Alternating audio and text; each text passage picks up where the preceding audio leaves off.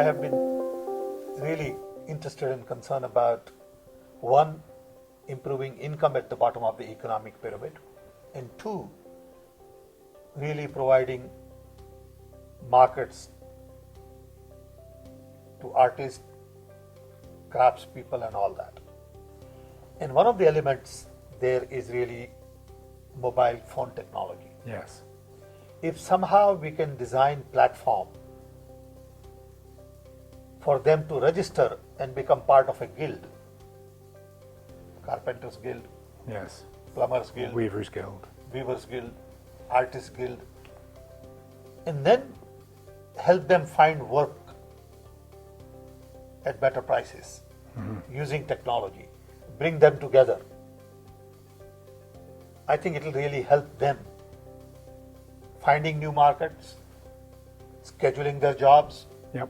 organizing them a little bit. So as you know, cell phones have made a huge difference to fishermen in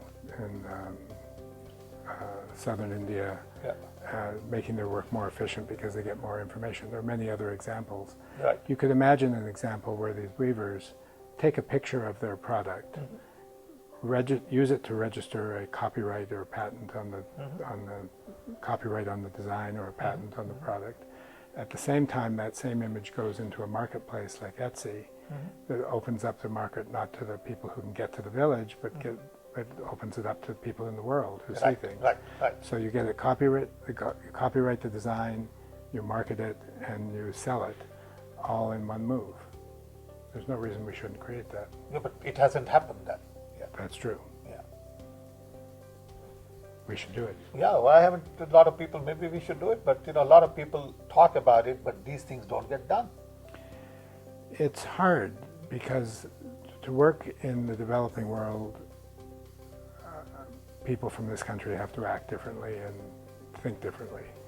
The role, the way you get economic benefit, the other things that benefit you need to be measured differently.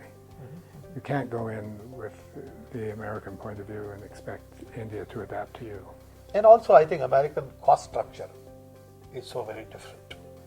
Yes. I find that if one of the consultants is to go and give advice to somebody there, the cost of the consulting advice is way out of line for a person at the bottom of the economic pyramid.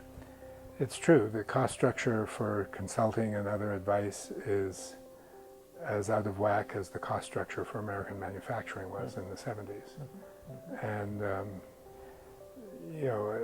we know much of the advice given by consultants is relatively standardized and frequently not correct. Exactly.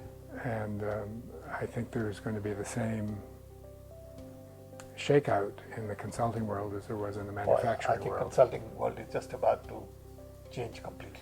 You can Because imagine a lot of information is available on the net. Earlier, that information was only with the consultant. that's true, and you could imagine a new type of consultancy, which was an Indian firm giving advice to American companies in America and in India about how to enter India, Right. rather than American firms giving advice to Indian companies about how to act like American firms. Yep. That's very true. That's very true. In all of these cases, one looks for where is the value that can be created, and the value that can be created in the consulting world with respect to the developed world in India is in understanding India, not in understanding the American business model. True, but the whole process of globalization, liberalization, free market economy also demands different kind of design skills, because ultimately a lot of this is going to be integrated.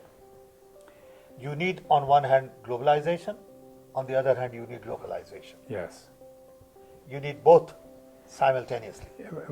And the thing that needs to be globalized most is the infrastructure and the systems needed for production. And what needs to be localized is the use of Usability, it and the application of it in a local way. That's why designers are going to have to spend more time understanding the design of systems and platforms and less time designing final products. Yep, I think that's well said.